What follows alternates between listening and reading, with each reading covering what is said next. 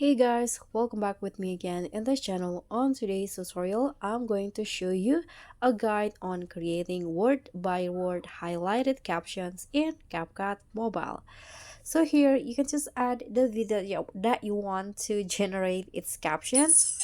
I got this videos right here, and after that you can just click on the captions at the bottom and use it to generate the outer captions. Don't forget to select the language source, the sound source, and also the language. And in here I'm going to just click on generate and wait for the captions to be fully generated. Okay, now the captions is generated,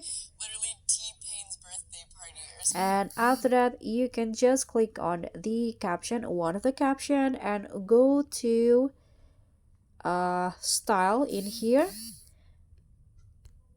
and click on animations, click on the captions category,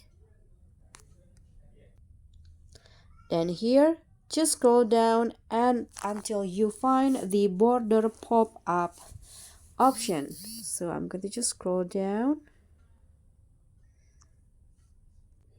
Okay, this one's right here. Click on that and make sure that these apply to all of the captions. So enable this, click on the check icon, and that's it. So this is the result. Thank you so much for watching. Don't forget to like, comment, and subscribe. Also click on the thanks. Bye.